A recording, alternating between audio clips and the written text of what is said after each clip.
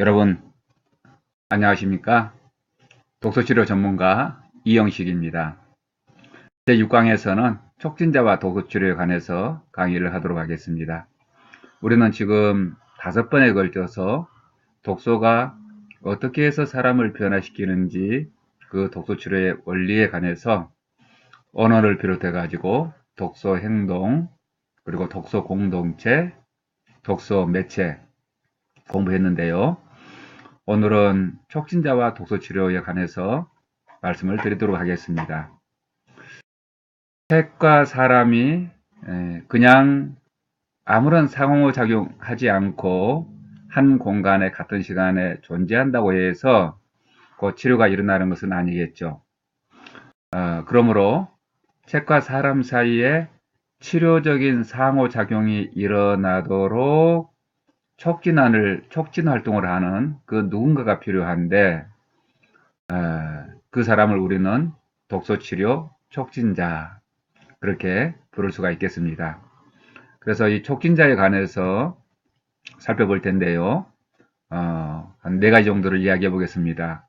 독서치료 이 장면에서 촉진자의 역할은 어떤 것인가, 그 촉진자의 정체성과 그 역할에 관해서 말씀을 드려보겠고요. 두 번째로 이 촉진자가 어떤 분야에 대해서 지속적으로 공부하면 좋을지, 계속 자기 능력을 촉진자로서 개발해야 될 그런 영역에 관해서 안내를 해볼 텐데요. 먼저 이 매체에 대한 이해가 필요하죠. 그리고 또 인간을 우리가 돕는 학문이기 때문에 인간의 심리를 이해할 필요가 있고요. 무엇보다도 촉진자는 그 자신이 독서치료 장면에서 가장 중요한 촉매제이기도 합니다. 그래서 이게 자기 자신에 대한 깊은 이해가 필요한데요. 자기 자신을 어떻게 이해할지 그런 점에 대해서도 말씀을 드려보겠습니다. 그리고 마지막으로 이제 독서치료 원리 5가지를 정리하면서 총 정리하는 그런 시간도 가질까 합니다. 우선 이 독서치료의 촉진자의 어떤 정체성, 그걸 한번 살펴보겠는데요. 독서치료의 3요소를 먼저 기억하시면 좋겠습니다. 독서치료의 3요소 여러분 기억하고 계신지요? 예, 어떤 거였던가요? 예, 그렇죠. 여기 그림에서 보시다시피 독서치료는 도움을 필요로 하는 사람들, 즉 참여자들과 그 사람에게 어떤 조력자가 되어서 촉진 활동을 하는 이 촉진자, 상담 상황에서는 상담자 이렇게 부른다고 했죠. 그런데 이 둘 사이, 참여자와 촉진자 둘 사이에 구두 언어만을 가지고 이제 상호작용을 하는 것이 아니라 독서 매체가 들어가기 때문에 독서치료다. 그 독서 매체를 이제 매개로 해서 읽고 쓰고 듣고 말하기, 이 독서 행동을 통해서 이 3가지 요소가 치료적으로 상호작용하는 가운데 변화를 이끌어낸 것이 이제 독서치료다. 이렇게 말씀드렸는데요. 이 촉진자는 어떤 사람인가 그랬을 때 먼저 이제 책을 읽기를 좋아하는 사람이다.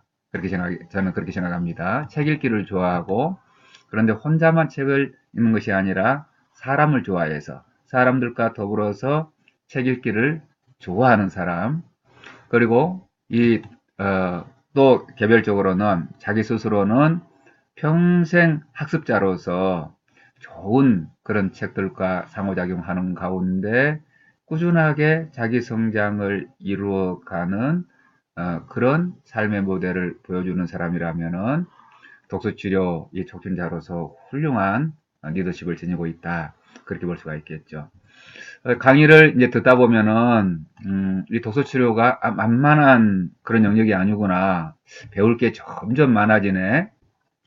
그런 느낌을 받으실 수도 있겠습니다. 왜냐하면은 어떤 정보가 우리 마음속에 들어온다고 하는 것은, 많이 들어오면 들어올수록, 내가 아는 것과 실제로 내 몸으로, 리더십으로, 행동으로 실천하는 그 능력 사이에 점점점 더 괴리가 커지는 겁니다. 그래서 지식이 많이 쌓이게 되면은 자신감이 올라가는 게 아니라 오히려 자신감이 떨어지는 그런 경험을 하는데요. 그런 분들 위해서 제가 아주 중요한 이야기를 해보려고 합니다. 독서치료는 반드시 그 전문성, 예를 들어서 자녀 교육이라든지 어떤 대인관계 영역이라든지 다양한 생활상에 적응하는 그런 문제라든지 어떤 그 문제에 대해서 전문가 수준의 지식을 가지고 있어야만 촉진자가 되는 것은 아니다는 거예요. 왜 그러냐면은 그 전문성이라고 하는 것은 책에 의지할 수가 있거든요. 그렇기 때문에 내가 이 어떤 주제에 대해서 아주 전문가 수준으로 그 내용을 파악하고 또 뭐 사람에 대해서도 깊이 어떤 심리치료 전문가나 정신과 선생님들 수준으로 내가 이해해야만 독서치료를 할 수 있는 것은 아니다. 다시 말해서 촉진자로 활동할 수 있는 것은 아니다 하는 겁니다. 그래서 제가 여기 몇 가지 이제 그 리더십 유형을 써봤는데요. 독서 치료를 이제 실제로 우리가 하고자 할 때, 다시 말해서 촉진자로서 활동하고자 할 때, 우선 나의 전문성의 관점에 있어서 어느 정도의 리더십으로 출발하면 좋은지 자기 점검이 필요합니다. 그래서 여기 보시다시피 친구 리더십이 있고요. 언니나 누나, 형, 오빠 혹은 선배, 이런 선배 리더십이 있고, 아주 몇십 년 그런 선배라는 뜻이 아니라 1년, 2년, 3년, 4년, 5년, 6년 이 정도 앞서거니 뒤서거니 가는 그런 선배들 있잖아요. 그런 선배 리더십, 그 다음에 양육자의 리더십, 여기는 양육자의 리더십이란 적어도 한 세대 이상의 나이 차이가 나는 그런 걸 말하죠. 그리고 이제 고도로 훈련된 어떤 전문가의 리더십 이렇게 있다고 하면은 친구 리더십이라고 하는 것은 뭐냐 하면은 나에게 있어서 어떤 그 그룹을 이끌거나 사람을 이해하는 데 있어서나 또 이 책을 통해서 다루려고 하는 어떤 콘텐츠 있잖아요. 그 주제에 관해서 여기 참여하는 사람과 지금 이 그룹을 이끌고 있는 나의 그 수준이 그냥 동료 수준이라 이런 뜻입니다. 아는 게 전문성이 참여하는 사람이나 나나 별 차이가 없을 때 그럴 때 발휘되는 리더십을 친구 리더십이라고 하는데 왜 친구 정도의 전문성을 가지고도 독서, 치료, 촉진자가 될 수 있는가? 그랬을 때 아까 제가 말씀드렸잖아요. 그 전문성은 책에 의지하면 된다. 그래서 제가 자주 쓰는 말로 책 뒤에 숨어라. 책을 방패 삼아서 이제 활동을 하라. 책 앞에서 모든 사람이 다 평등하다고 하는 것을 반드시 기억해야 된다. 어떤 그 책에 대해서 나만 어떤 대답을 하거나 나만 가르치는 그런 의무가 있는 게 아니라 모두 다 동료가 되어서 호기심을 가지고 하나의 책을 읽고 이제 똑같은 입장에서 토론을 해나갈 수가 있지 않겠습니까? 이런 집단도 이제 상담 집단에도 굉장히 많이 있어요. 그런 집단을 동료 집단, 피어 그룹 이렇게 말하죠. 피어라고 하는 것은 또래라 그런 뜻의 영어인데요. 또 아주 전문적인 수준의 사람을 변화시키는 그런 동료 집단도 있습니다. 예를 들어서 알코올 중독자들의 그런 모임, 알코올 중독에서 벗어난 사람들의 그런 모임, 또 어떤 중한 질병 환자를 가진 그런 어떤 부모들의 모임, 이렇게 같은 처지의 사람들이 함께 모여서 자신의 삶을 이야기하고 자신의 경험을 이야기하고 서로 격려하고 지지하고 그러는 가운데 강력한 어떤 치유의 힘이 있는 것을 경험하게 되죠. 그런 걸 이제 동료 집단이라고 하는데요. 우리가 독서 치료에 있어서도 내가 어떤 특별한 전문성을 가지지 않았다 하더라도 사람을 좋아하고 책을 좋아하고 또 나처럼 책을 읽고 뭔가를 변화를 이끌어내보고 싶은 사람 3명 이상만 모인다면은 서로 그룹이 되어서 함께 책을 읽고 우리 삶의 문제를 해결하고 또 문제를 예방하고 우리 자신의 성장을 이뤄낼 수 있지 않겠습니까? 그렇기 때문에 여러분 독서치료를 다 공부해서 독서치료 촉진자를 하려고 하면은 아마 환갑이 돼도 못할 수도 있습니다. 공부라고 하는 것은 끝이 없지 않습니까?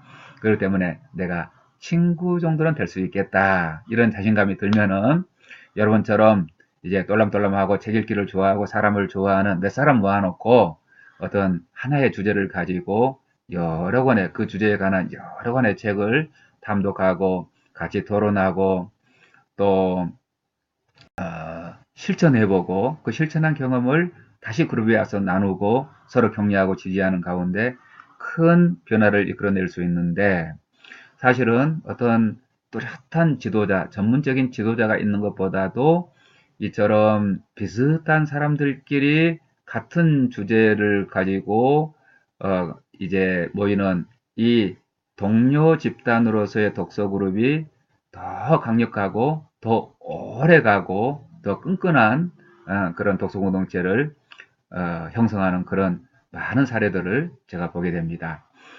그 다음에 두 번째, 그런데 나의 리더십이 오랜 경험을 통해서 이제 점점점 쌓여갈 때에 책에 대한 전문성도 쌓여가고 어떤 소그룹을 이끄는 그런 리더십에 있어서 전문성도 쌓여가고 사람에 관한 이해도 이제 여기 참여하는 사람들보다는 몇 년 혹은 그 이상 앞서갈 때에 우리는 어떠냐면은 언니나 누나나 형이나 오빠와 같은 2, 3년 선배의 그런 리더십을 발휘할 수가 있습니다. 그런데 여러분, 이 1년, 2년, 3년, 4년 이 나이 차이가요. 굉장한 그런 권위가 있어요. 저도 이제 우리 아들들 셋을 길렀는데요. 첫째, 둘째는 1년 연년생이고 그 막내는 둘째하고 3년 차인데요. 다만 이 아이들이 자라는 걸 보니까 그 한 살 아래 동생이 한 살 위에 형에 대해서 굉장한 존경심을 보이더라고요. 왜냐하면은 이 동생 입장에서는 자기가 가려고 하는 그 길을 형이 다 가본 거거든요.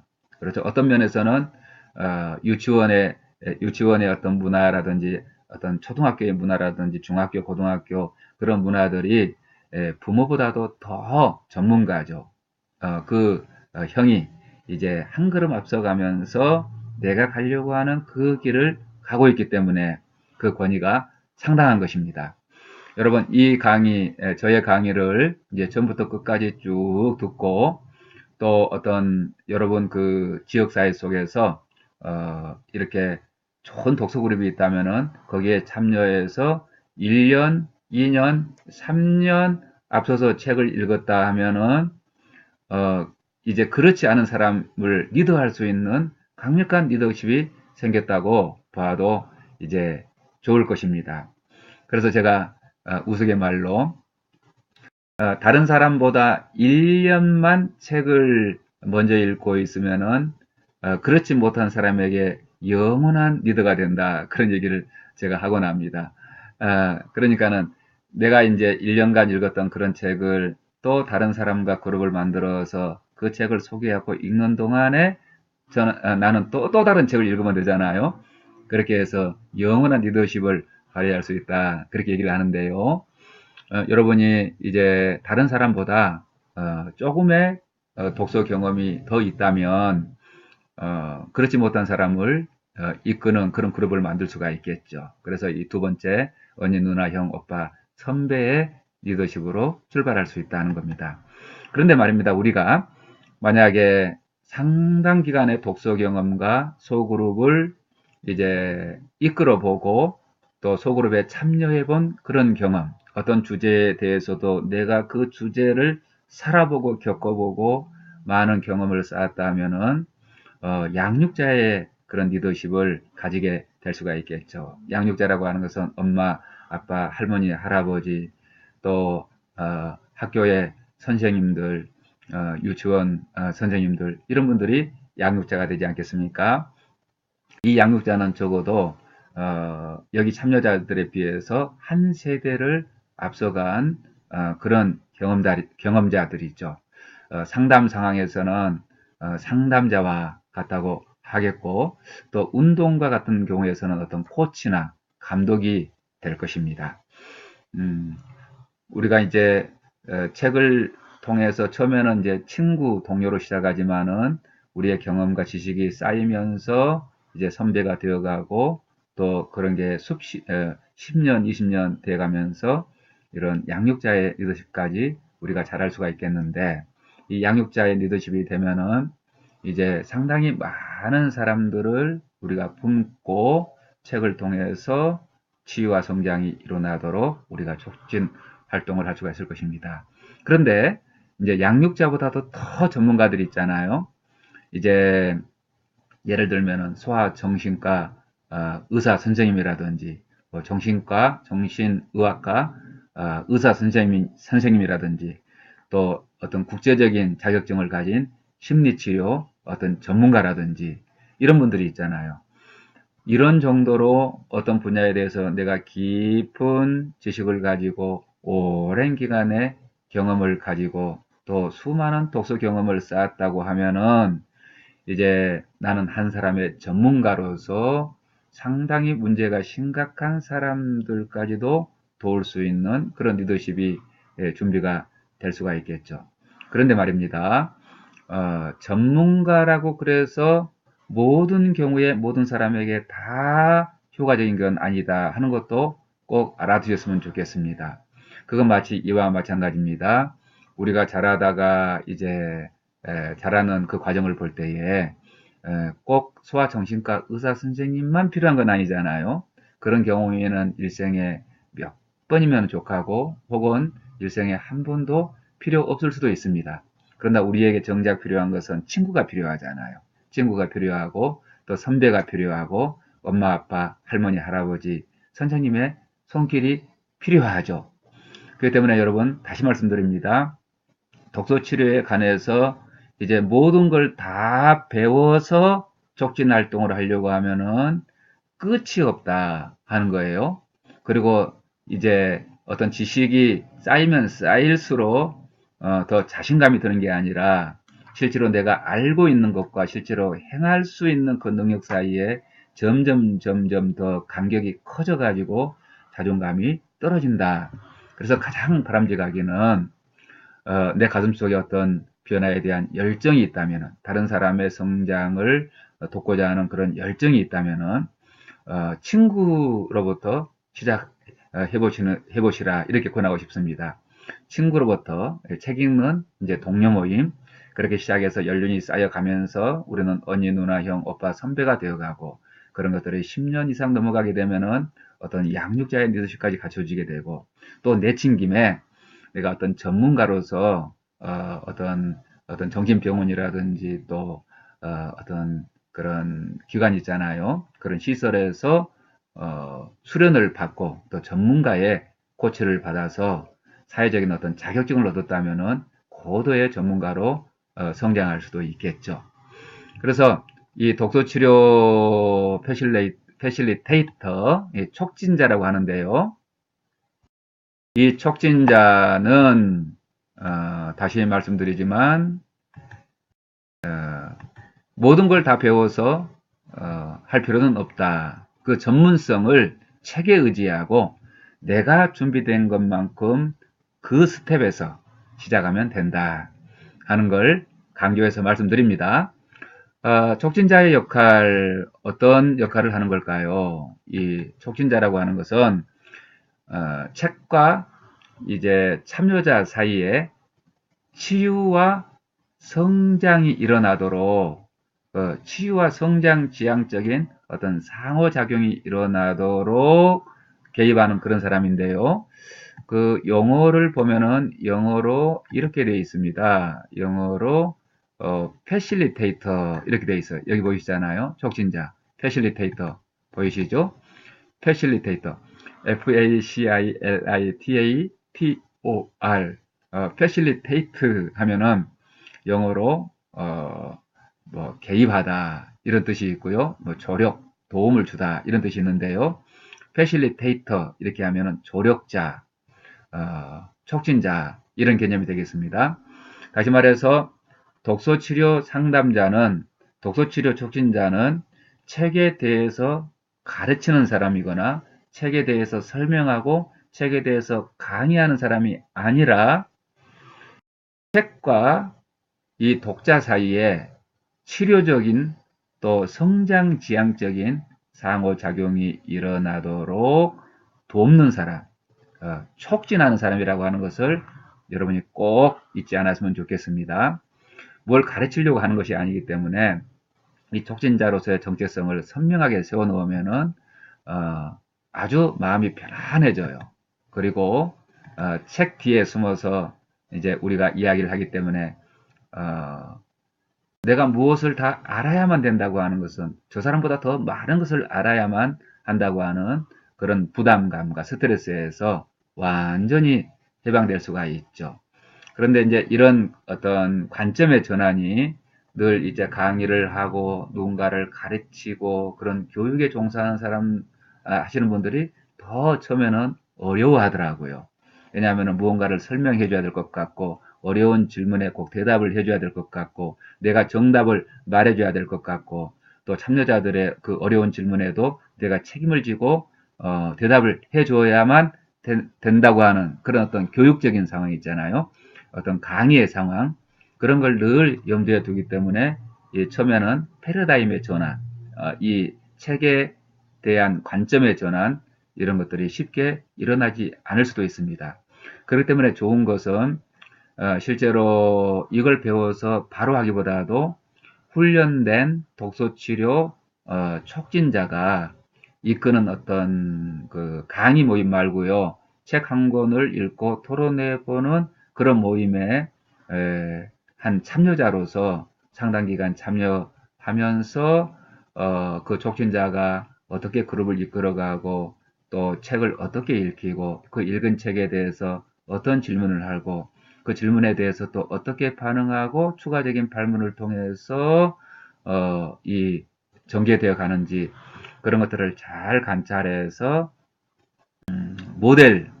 모델로 삼으시면은 좋겠죠. 그래서 이 자전거를 배울 때도 책으로 배우는 것 좀 그렇잖아요. 실제로 나의 코치가 있어서 이론을 간략하게 가르쳐 주고 나의 자세를 잡아주고 또 자전거를 뒤에서 붙들어 주기도 하고 이제 그런 코치가 필요한데요. 그렇게 현장에서 이제 배우는 것이 가장 빨리 이 독서치료 촉진을 배우는 길이다 하는 것입니다. 그렇기 때문에 여러분 가운데서는 혹시 이 제 강의를 듣고 강의 들은 것으로 내가 독서치료를 알았다 이렇게 생각하시면은 아주 곤란할 거예요. 왜냐하면은 이 독서치료도 하나의 상담이기 때문에 상담이라고 하는 것은 내 지식으로 아는 것으로 출발하지만은 그걸로 완성되는 건 아니거든요. 완성되는 것은 내가 실제로 책 한 권을 가지고 사람들과 더불어서 책을 읽었을 때 거기에 성장이 일어나고 거기에 치유가 일어나도록 나의 어떤 리더십으로 발휘돼야 되는 거잖아요. 그렇기 때문에 상담은 온라인으로 배우기는 어렵다. 온라인으로는 어떤 방향을 이제 방향 감각을 익히고 필요한 지식을 익히되 실제로 이 독서 치료를 익힐 때는 그룹에 참여해서 어떻게 이 그룹이 이제 진행이 되는 것인지 리더십을 어떻게 촉진자가 발휘하는 것인지 참여자들의 또 반응은 어떻게 유도하는 것이 바람직한 것인지 몸으로 익혀야 된다고 하는 것을 꼭 기억해 주시기를 당부드립니다. 자, 그 다음에 이제 이 촉진자는 또 어떤 역할을 하느냐 하면은 상황 조직자예요. 상황 조직자. 어떤 이 독서 치료의 그런 활동이 일어나도록 이 세팅을 하는 그런 사람이죠. 그걸 제가 상황 조직자라 그렇게 불렀는데요. 여기 이제 구체적으로 말씀드리면은 누가 이끌어갈 것인가, 어떤 사람들이 참여할 것인가, 이 참여의 주체의 어떤 그 바운다리 있잖아요. 그 한계를 설정해주고 또 홍보하고 모집하고 참여를 독려하고 그룹을 만들어가는 그런 역할을 하죠. 패실리테이터, 이 촉진자가 처음에는 그런 역할을 하는 것입니다. 그리고 이제 구조화를 지켜야 되는데요. 언제 만날 것인가, 언제, 월화수목금토일 이 중에서 무슨 요일에 만날 것인가, 또 시간은 언제가 좋은가, 또 얼마나 자주 만날 것인가, 일주일에 한 번 만날 것인가, 2주일에 한 번 만날 것인가, 한 달에 한 번 만날 것인가, 이런 거, 얼마나 자주, 또 얼마나 오랫동안 만날 것인가. 우리 모임을 12주간 지속할 것인지, 한 학기간 지속할 것인지, 1년간 할 것인지, 2년간 할 것인지, 그 지속기간에 관해서도 결정을 하고, 어디서 모일 것인가. 이거 중요하죠. 뭐 도서관 배경인지, 학교 배경인지, 평생교육원 배경인지, 아니면 우리 집에서 모일 것인지, 어떤 카페에서 모일 것인지, 이런 어떤 공간 있잖아요. 물리적이고 사회심리적인 공간, 그 공간 결정해야 되고, 어떤 내용으로 만날 것인가, 이 주제에 대해서도 결정을 하는 것이죠. 물론 주제가 좀 광범위한 그런 독서 집단도 있습니다.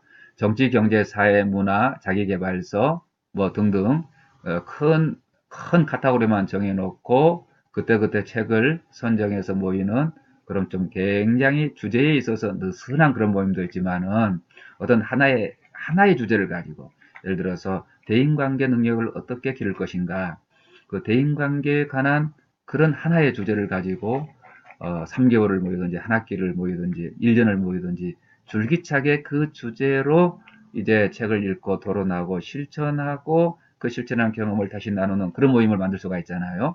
그렇기 때문에 어떤 주제를 만날 것인가, 또 어떤 매체로 활동할 것인가, 어떤 책을 읽을 것인가, 또 어떤 영화를 볼 것인가, 어떤 연극을 관람할 것인가, 어떤 그림을 볼 것인가, 또 그걸 본 다음에 어떤 활동을 할 것인가, 뭐 인터뷰를 할 것인지, 글을 써서 발표할 것인지, 미술 활동으로 표현할 것인지, 어디 현장을 견학할 것인지, 이런 거 있잖아요. 이런 매체를 결정하는 거. 그것도 이제 이 상황 조직자의 역할이고, 또 어떤 결과를 목표로 할 것인가, 이 모임을 마치고 나서 우리가 얻으려고 하는 것은 무엇인가, 이, 이 어떤 프로그램의 목표 있잖아요. 그런 목표까지도 이 상황 조직자가 다 결정을 하는 것입니다. 이 촉진 활동은 이런 면에 있어서 책을 읽혀놓고 어떤 질문만 하는 사람이 아니라 좀 더 이렇게 큰 틀에서 모임을 이제 발족해서 잘 활동하게 하다가 그 모임을 마치기까지 전체 이 과정을 이제 이끌어가는 그런 역할을 하는 사람이 되겠습니다. 또 독도 치료에 있어서 촉진자는 프로그램을 개발하는 사람이 되겠죠. 이 프로그램, 다른 사람이 만들어 놓은 프로그램은 마치 기성복과 같아서 우리가 쓸 수 없을 때가 많습니다. 거의 쓸모없다고 보시면 돼요. 거기서 이제 얻을 수 있는 것과 버려야 될 것이 있는데 사실은 버려야 될 것이 더 많죠. 어떤 사람이 개발해 놓은 프로그램은 그 상황에 바로 그 순간에 거기에 참여하는 사람들에게 맞는 프로그램이고 또 그 촉진자에게 맞는 프로그램이고 그 어떤 사회적인 맥락에 맞는 그런 기성복과 같아요. 그렇기 때문에 우리가 이제 독서 치료를 실제로 하려고 할 때는 이 모든 것을 참고해서 내가 다시 책을 선별하고 또 사람들을 모집하고, 먼저 사람들을 모집하고 그 사람들에 맞는 그런 책을 선별하고 또 어떻게 그 책을 읽힐 것인지, 그 책을 읽은 다음에 어떻게 그 사람들에게 알맞는 독후 활동을 계획할 것인지, 이 모든 걸 다 미리 계획하는 것을 프로그램이라고 하잖아요.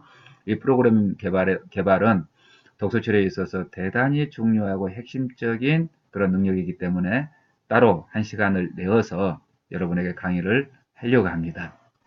어쨌든 독서치료 촉진자는 상황에 맞게, 대상에 맞게, 주제에 맞게 프로그램을 개발해서 운영할 수 있는 그런 능력을 가진 사람이다 하는 거죠. 또 독서치료 촉진자는 그 사람 자체가 어떤 변화의 거점이 되겠습니다. 거점. 여러분 잡기살이 할 사람 여기 모여라. 잡기살이 할 사람 여기 모여라. 이런 놀이 해보신 적 있나요? 초등학교 때 우리가 많이 하던 놀이인데요. 어떤 아이가 운동장에서 잡기살이 할 사람 여기 모여라. 뭐 술래잡기 할 사람 여기 모여라. 뭐 이런 숨바꼭질 할 사람 여기 모여라. 이렇게 손을 내밀면요. 아이들이 나 하면서 이렇게 다 그 뒤에 이렇게 붙어요. 그러면 그때부터 이제 놀이가 시작이 되는 것입니다. 저는 그렇기 때문에 독서 치료에 있어서 가장 중요한 요소를 딱 하나 꼽으라면은 자기 스스로 책 읽기를 너무 좋아하고 사람들을 좋아해서 혼자만 책을 읽지 않고 사람들과 더불어서 책을 읽고 싶어 하는 그 사람, 그 사람이 가장 중요한 변화의 요소다. 그런 확신을 가지고 있습니다. 만약에 그런 사람이 서울에 산다면은 서울이 거점이 될 것이고, 부산에서 산다면은 부산이 거점이 될 것이고, 제주도나 울릉도라고 하는 그런 섬에서 산다면은 그런 섬이 또 거점이 될 것입니다. 그렇죠? 그렇기 때문에 사람이 중요하지 책 자체가 무슨 일을 하는 것은 아니다 하는 거예요. 책이라고 하는 것은 어떻게 보면은 사람이 읽지 않으면은 그냥 종이에 불과하지 않습니까? 마치 악보가 아무도 연주하지 않는다면은 종이에 불과하듯이 책 역시 누군가가 읽어줄 때에 비로소 책으로서 기능을 하게 되는 것이고, 읽을 뿐만이 아니라 그 읽은 책을 다른 사람들한테 이렇게 소통시키는 누군가가 있을 때에 그 책은 우리 삶에서 이제 걸어 나와서 영향을 미치는 강력한 그런 살아있는 지식이 되겠습니다. 그런 면에 있어서 책을 좋아하고 다른 사람들을 좋아하고 함께 책을 읽어볼 의사가 있는 그 사람이 있는 그곳이 변화의 거점이 되는 것이다. 그래서 독서치료 촉진자는 각자 서 있는 자리에서 변화를 만들어내는 거점과 같은 역할을 하는 사람이다. 그런 이야기입니다. 마치 이제 항공모함처럼 또 항구처럼 그런 거점 말입니다. 또 비행기도 거점 공항이 있잖아요. 거기에서 이제 기름을 채우고 청소도 하고 또 승무원들을 이제 교체하기도 하고 손님들을 태우고 또 각 도시로 다 날아가는 그런 거점과 같은 그런 공항이 있는데요.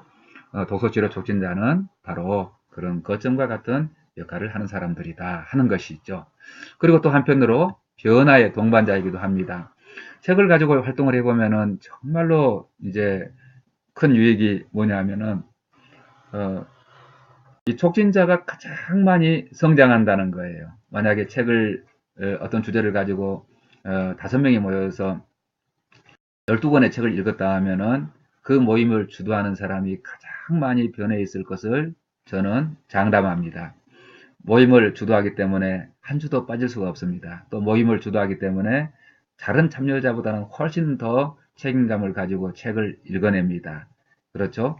그렇기 때문에 그 모임에서 가장 수지 맞는 사람은 이제 촉진자인데, 내가 어떤 무엇을 가르치거나 어떤 변화를 책임지는 사람이 아니라 책을 통해서 참여자들이 다 각자 변화되는데 나도 그 중에 한 사람으로서 변화의 동반자이다 하는 이 관점을 가지시면은 마음이 더 편해지실 거예요.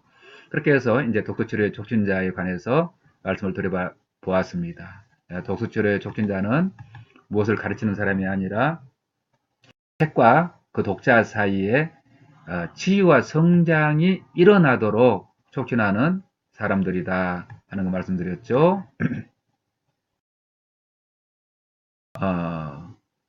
또 상황을 조직해주는 사람이고 프로그램을 개발해서 이제 적절하게 활용하는 사람이고 변화의 거점 역할을 하는 사람이고 또 참여자들과 더불어서 변화의 동반자다 하는 것까지 말씀을 드렸습니다.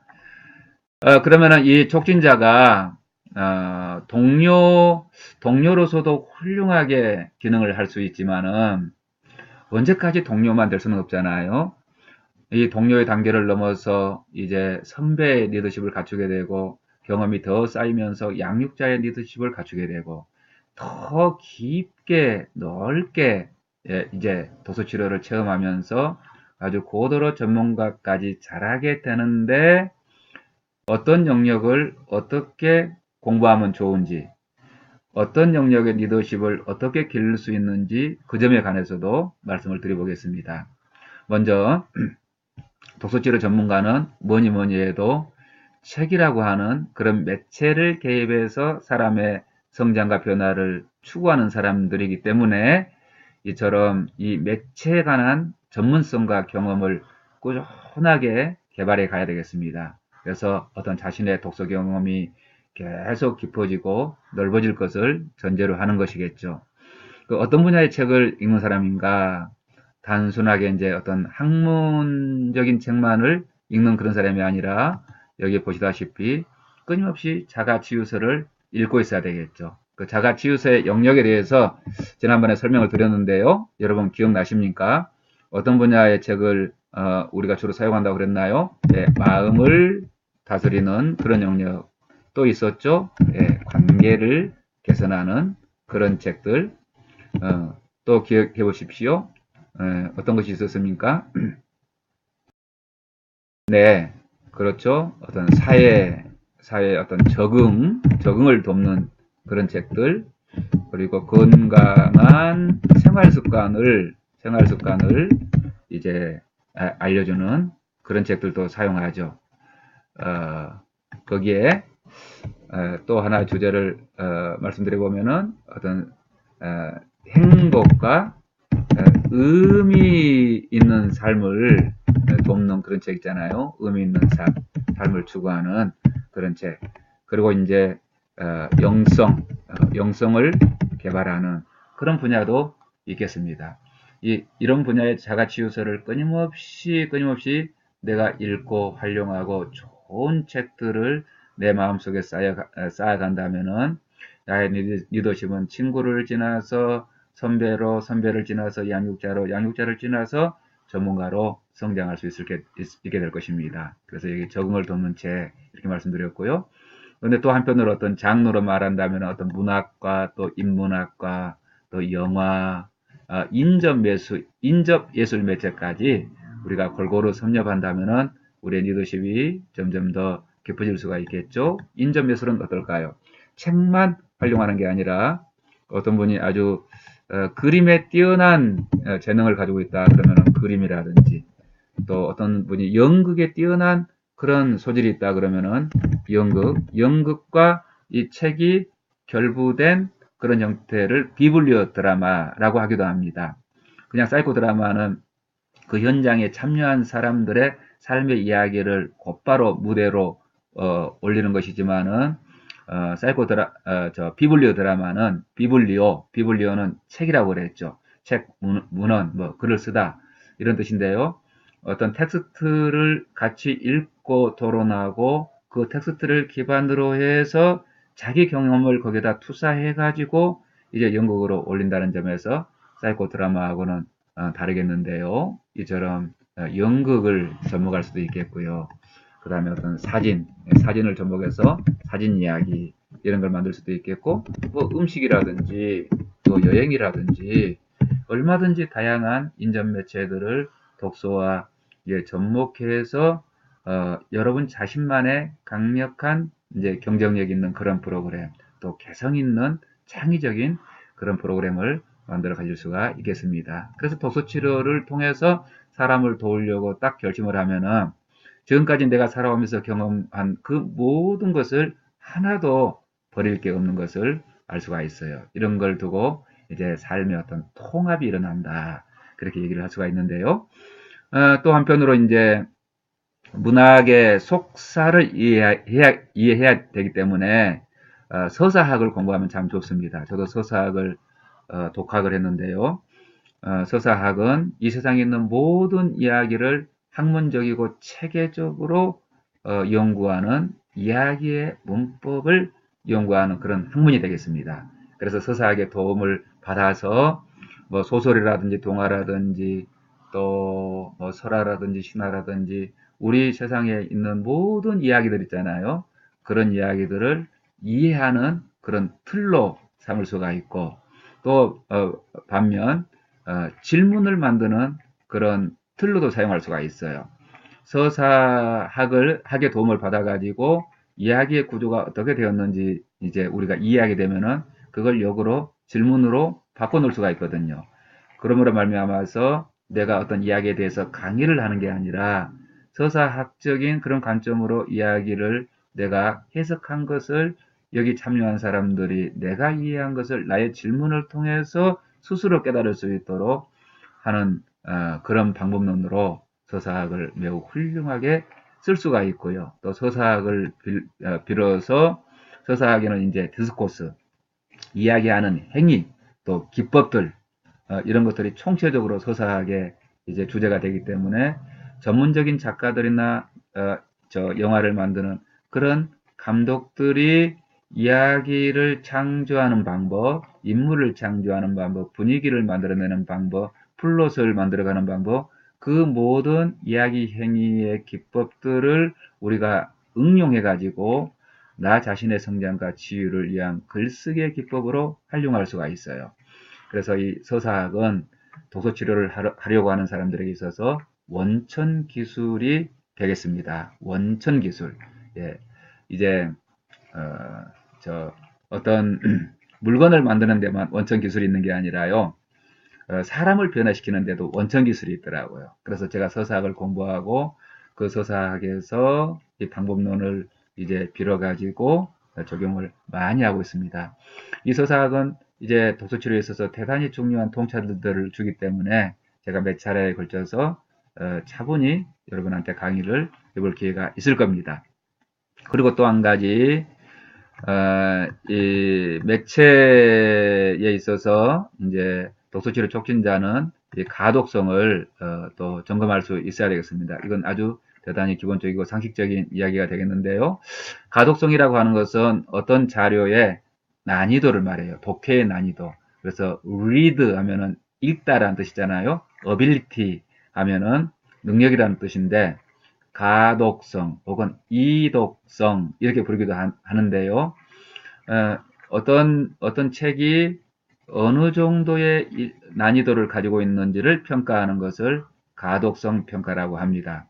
전정재 박사께서 이 가독성을 평가하는데 하나의 그 기준으로서 우리나라에서 발행되는 초, 중, 고 이 교과서 있잖아요. 국어 교과서. 그 국어 교과서를 기준으로 해서 다른 책들이 어느 정도의 가독성을 가지고 있는지 평가할 수 있다. 그런 제안을 했어요. 상당히 이제 일리가 있고 타당한 말인데요. 이 잣대가 경상도 잣대가 다르고 전라도 잣대가 다르고 충청도 잣대가 다르고 경기도 서울의 잣대가 다르다면은 서로 의사소통이 되지 않지 않겠습니까? 하나의 표준을 가지고 통일할 필요가 있겠는데 이 국어 교과서는 대한민국의 모든 초중고 학생들이 공통적으로 배우는 것이고 또 이렇게 살펴보면은 초등학교 1학년부터 고등학교 3학년까지 굉장히 체계적으로 단계별로 조금씩 어렵게 교과서가 설계되어 있는 것을 볼 수가 있습니다.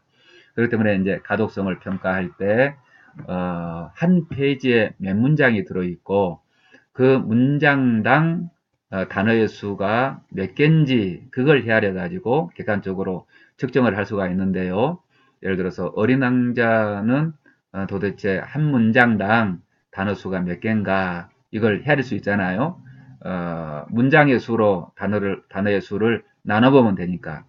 그런데 교과서도 이제 그렇게 나눌 수가 있잖아요. 교과서도 이제 1학년 교과서, 2학년 교과서, 3학년 교과서 쭉 그 한 페이지 혹은 몇 페이지를 샘플로 채취해 가지고 거기에 몇 문장이 있는지 그 문장 수를 헤아리고 그게 또 몇 단어가 있는지 단어 수를 헤아리고 그 단어 수를 문장 수로 나누면은 한 문장당 단어의 수가 나오잖아요. 그러면 이제 그게 표준이 되어서 어린 왕자는 몇 학년 수준이다 이렇게 평가가 가능하게 되는 것입니다. 이런 가독성을 평가할 수 있는 기본적인 능력이 필요하고 또 문헌 정보에 대한 그런 이해도 필요하죠. 자, 이게 이제 무슨 얘기냐면은 우리 독서치료 촉진자는 이 참여자와 책을 중매시키는 사람이기 때문에 중매시켜 가지고 그 책을 치유적으로 또 성장 지향적으로 읽어낼 수 있도록 촉진하는 사람이기 때문에 사람에 대한 이해만 있어서 안 되고 이제 책에 대한 전문성과 책에 대한 경험을 꾸준하게 이렇게 길러가야 된다 하는 말씀이 있죠. 자, 이렇게 한편으로 이 매체에 대한 경험과 지식과 능력을 깊게 하면서 또 한편으로 우리는 사람을 돕는 사람들이잖아요. 사람을 세우는 사람, 사람들의 성장과 치유를 촉진하는 사람들이기 때문에 아무래도 사람에 대한 이해가 깊으면 깊을수록 이제 더 깊은 차원에서 효과적으로 그 변화를 촉진할 수 있지 않겠습니까?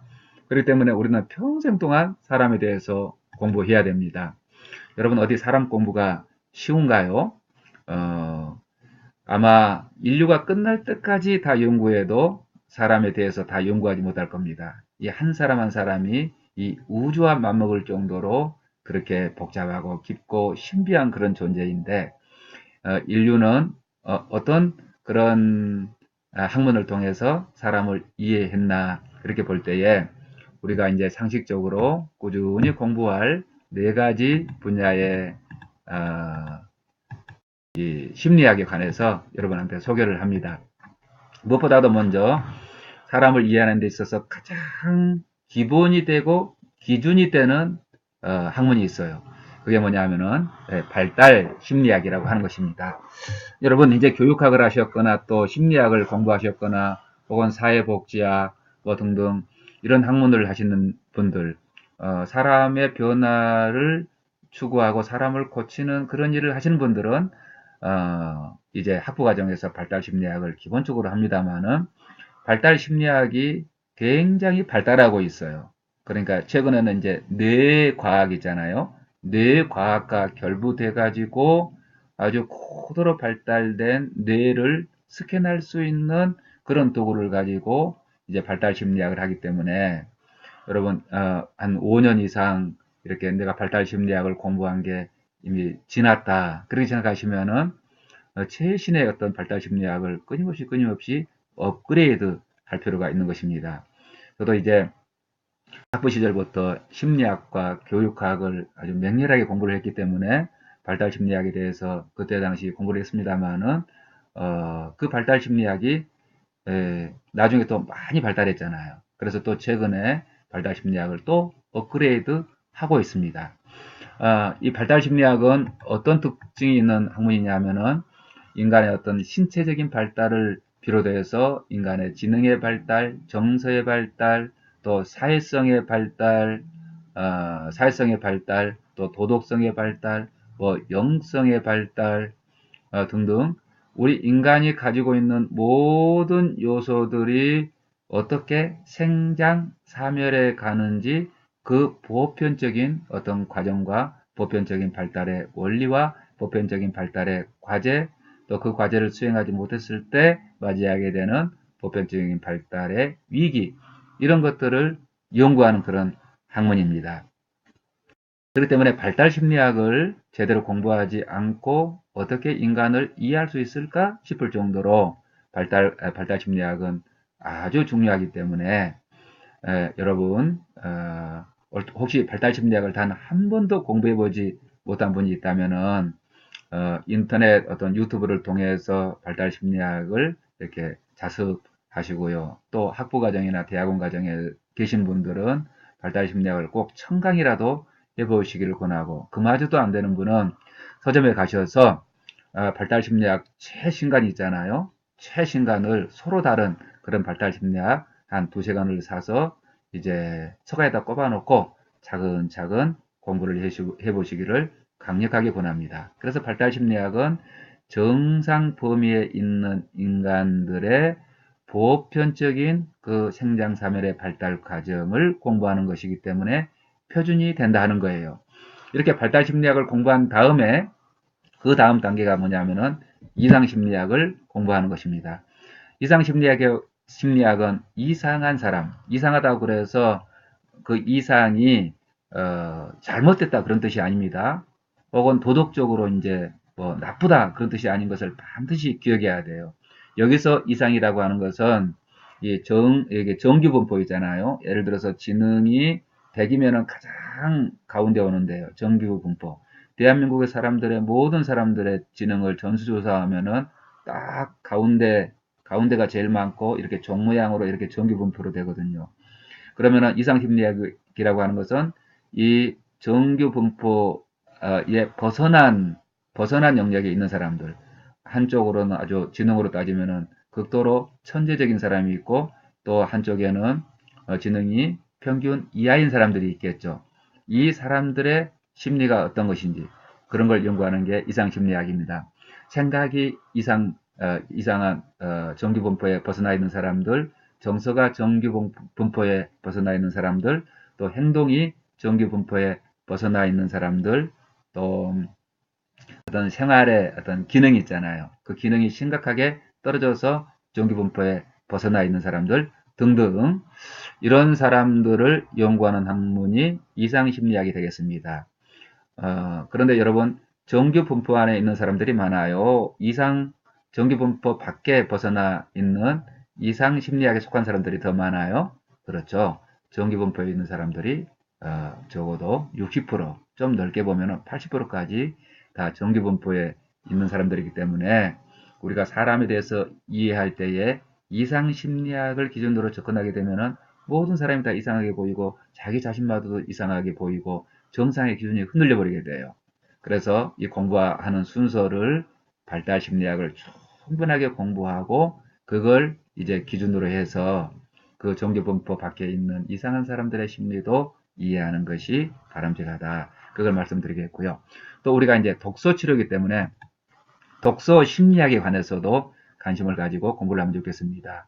이 독서 심리학이 독서 치료를 하는 데 있어서는 대단히 아주 실천적인 그런 학문이 되기 때문에 여러분하고 또 시간을 내서 이 점에 대해서 한두 시간 강의를 해야 될 것 같아요. 예를 들어서 어떤 것을 우리가 배울 필요가 있냐면은 독서 능력이 어떻게 발달하는지 있잖아요. 독서 능력의 발달, 이런 걸 공부할 필요가 있죠. 독서 능력이 어떻게 발달돼 가는가 하는 거죠.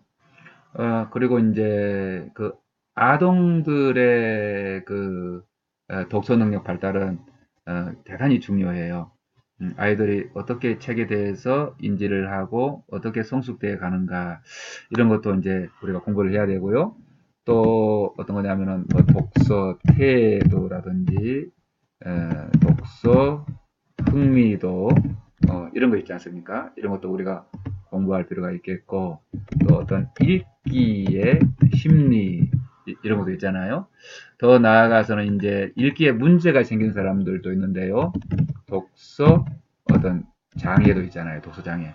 독서 장애는 또 읽기 장애, 뭐 쓰기 장애 또 이렇게 세분화되는데 독서 심리학을 우리가 충분하게 공부하게 되면은 독서 치료를 하면서 어떤 일이 벌어지는지, 책과 저 독자 사이에 어떤 상호작용이 일어나는지, 만약에 어떤 사람의 독서에 장애가 있다면 그 장애를 어떻게 극복할 수 있는지 이런 점까지도 우리가 도울 수 있게 될 것입니다. 독서 심리학도 우리가 공부하고요. 그리고 우리가 또 사람과 사람이 만나서 그 만남 속에서 사람들의 변화를 촉진하는 사람들이 독서치료 촉진자이기 때문에 상담의 한 분야이죠. 그래서 독서치료를 독서상담, 독서심리상담이라고 부른다고 하지 않았습니까?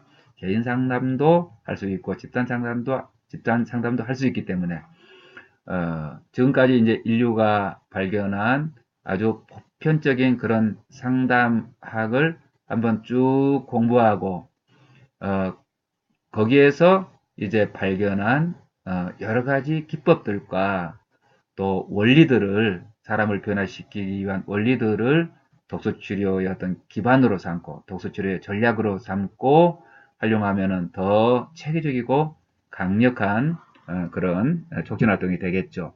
그래서 제가 이제 좀 후반부에 가면은 독서치료와 심리학의 관계에 관해서도 좀 강의를 하려고 합니다. 예를 들어서 이제 정신 분석 심리 있잖아요. 분석 심리와 독서 치료는 어떤 관계에 있나 이런 거요. 그다음에 인지행동 치료, 인지행동 치료와 독서 치료의 관계, 그리고 행동 치료와 독서 치료의 관계, 또 뭐 게슈탈트 이런 것도 좀 공부를 해볼 필요가 있고요.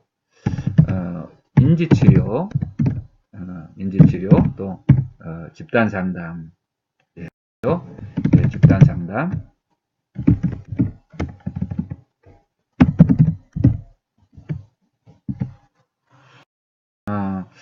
이런 아주 이름 있는 그 대표적인 구두 상담 있어요. 전통적인 구두 상담.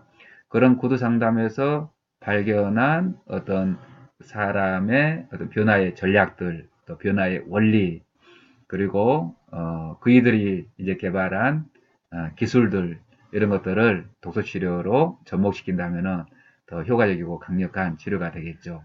이렇게 해서 이제 우리는 끊임없이 사람에 대해서 관심을 가지고 이런 앞선 학문들을 통해서 연구할 필요가 있겠는데요. 우리가 기회가 될 때마다 발달 심리학을 공부하고 이상 심리학을 공부하고 독서 심리학을 공부하고 상담 심리학을 공부해서 이제 촉진 활동에 활용하는 전략으로 가면 되겠습니다. 그리고 이제 끝으로 촉진자로서 무엇보다 중요한 게 남아 있습니다. 그거 뭐냐면은 촉진자로서 자기 자신에 대한 이해가 필수적이라고 하는 것입니다. 우리가 아무리 많은 공부를 했다 하더라도 아무리 많은 지식을 내 머리에 담아뒀다 하더라도 실제로 딱 책 한 권을 가지고 사람들을 모아놓고 그들의 변화와 치유를 촉진하기 위해서 이제 활동하는 그 순간에 내가 어떤 암기한 지식은 까맣게 잊어버릴 가능성이 굉장히 높아요. 그러면 어떤 것만이 작동할까요? 그렇죠. 나에게 내면화되고 체화된 그런 능력과 지식과 경험이 작동하게 되는 것이다 하는 거예요. 그렇기 때문에 내가 어떤 가능성이 있는 사람인지, 나는 도대체 어떤 사람인지 그 기준점이 나라고 하는 것을 잊어버리면 안 되거든요. 그래서 마지막으로 촉진자로서 나 자신에 관해서 점검하는 방법에 관해서 여러분에게 설명을 드리려고 합니다. 이렇게 6가지를 점검하면은 좋은데요. 여기 영어의 앞글자에 SHAPES, shapes 이렇게 되어 있잖아요. shape 하면은 어떤 도형이라는 뜻도 있고 모양이라는 뜻도 있고 형상이라고 하는 뜻도 있습니다. 우리 사람의 어떤 생긴 모습, 그걸 이제 shape이라고 하는데요. s를 붙여서 그런 형상들, 모양들, 있는 그대로의 나의 모습 이런 걸 shapes라고 하는데요. 이 shapes를 점검하는 방법을 말씀드리겠습니다. 여기 첫 번째 S는 self, 그래서 사회적인 자, 두 번째는 열정, heart고요. 세 번째는 능력, ability, 네 번째는 personality, 성격, 또 다섯 번째는 경험, experience, 그 다음에 마지막으로 내가 가진 독특한 나만의 강점, strength, 이렇게 해서 이제 shapes가 되는데요. 여러분 이제 이 강의를 들으시면서 어떤 스마트폰에 메모장을 꺼내시든지 아니면 노트 하나를 꺼내시든지 아니면 저처럼 이렇게 작은 책을 하나 만들어서요. 이 동영상을 잠시 멈춰 놓고 이렇게 색깔이 있는 예쁜 종이로 이제 책을 하나 접어가지고 이렇게 한번 저처럼 만들어 보시면 좋을 것 같아요. 여기 셀프가 있고요. 그 다음에 여기 여기 하트가 있죠. 그리고 여기 ability 능력이 있고 그 다음에 성격 personality, 그리고 여기 이제 경험, 그리고 마지막으로 strength 나의 강점 이렇게 되는데요. 이건 이제 표지가 되겠습니다. 이렇게 책을 작게 만들어서 지니고 다니면은 이 주머니 속에도 쏙 들어가고 여러분의 핸드백에도 들어가고 지갑에도 들어가고 또 하루에 다 만들지 못하면은 몇 날 며칠에 걸쳐 가지고 다니면서 한 단어 한 단어 채워 가지고 이렇게 완성해 보기를 여러분한테 권해드립니다. 그러면 설명을 드려볼게요. 독서치료 촉진자로서 나는 어떤 사람인가? 먼저 첫 번째 점검할 것은 뭐냐면은 사회적인 자아로서 나는 누구냐 하는 거예요. 예를 들어서 저의 한번 샘플을 읽어드려 보겠습니다. 셀프, 사회적인 나. 나는 남성이고 50대이며 가장이다. 남편이고 삼형제의 아버지다. 손녀의 할아버지. 한국 사람이고 한국어를 사용하는 사람이고 책의 저자이고 또 목사이며 기독교인이고 대학 강사이자 독서 지도사이다. 독서치료 전문가이고 창원 시민이고 독서치료 및 독서 지도 전문가이고 서사학, 상담학 강사이기도 하며 독서치료학계 영남지의 대표이기도 하다. 평생교육사 2급 자격증을 소지하고 있고 평생학습자로 사는 사람이고 독서치료 홈페이지를 1999년부터 운영하고 있고 영어로 소통이 가능한 영어 사용자이고 건물의 소유주이며 주식의 주주이자 상품의 소비자이고 납세자이자 제야 교육자이고 책을 사랑하는 독자이다. 뭐 제가 그렇게 썼어요. 그렇기 때문에 여러분도 한번 써보세요. 제가 질문을 드려볼게요. 성별 남자입니까 여자입니까? 연령은 어떻습니까? 국적 또 어떻습니까? 그리고 어떤 직업, 어떤 종교, 이런 걸 쓰시면 되죠. 그 다음에 어떤 시민이라든지 또 사용하는 언어라든지 뭐 등등 있잖아요.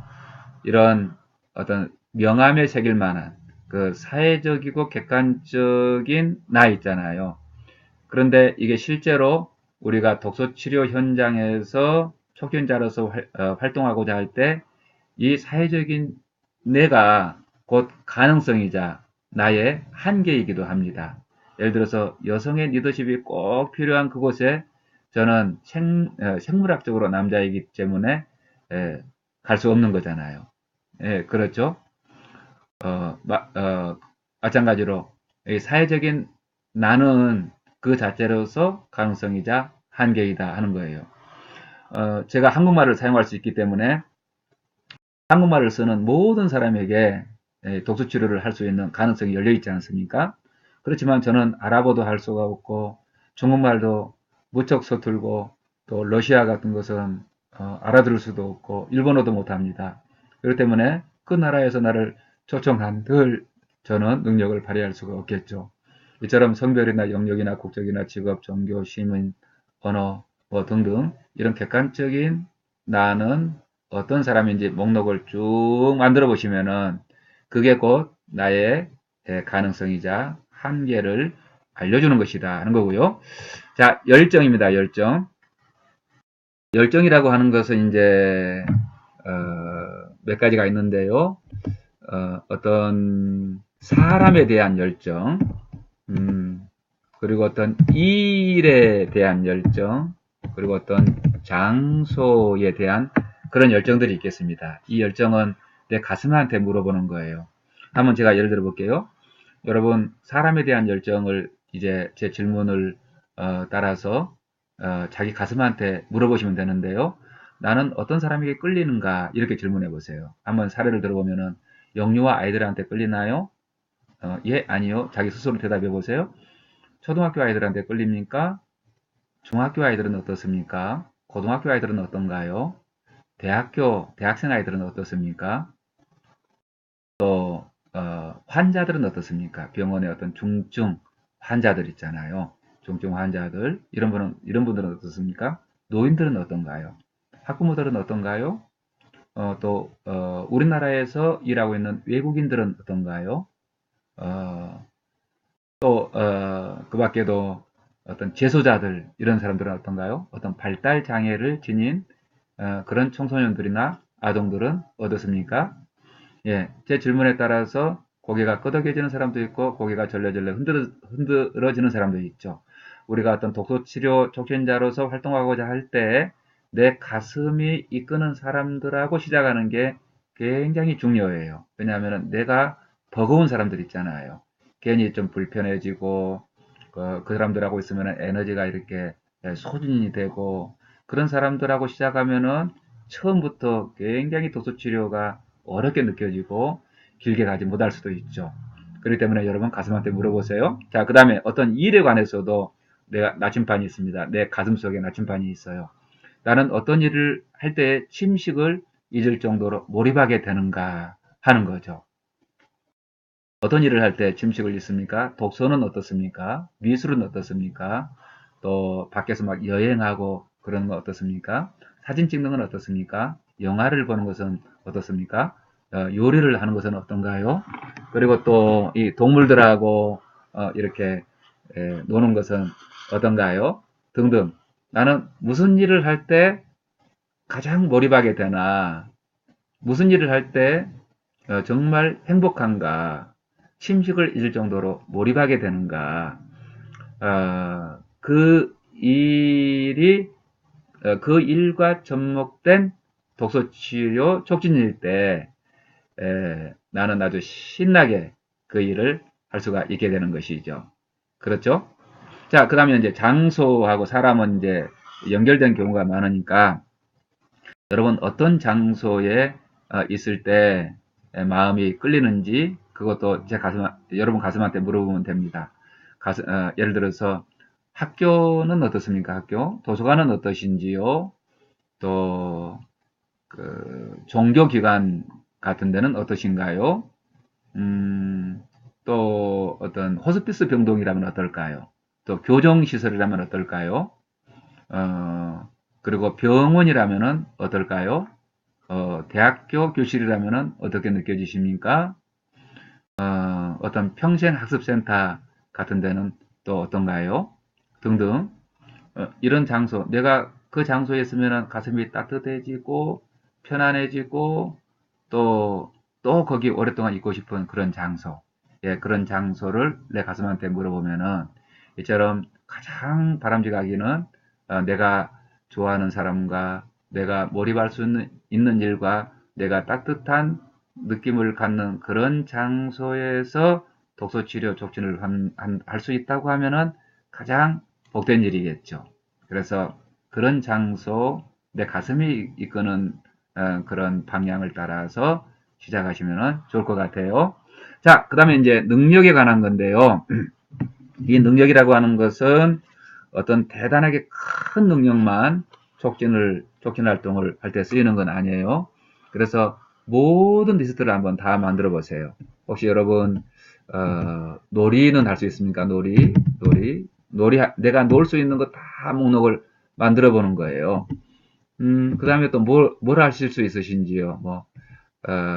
어떤 걸 요리는 하실 수 있으신지, 운전은 하실 수 있으신지, 또 SNS 사회적인 관계망 있잖아요.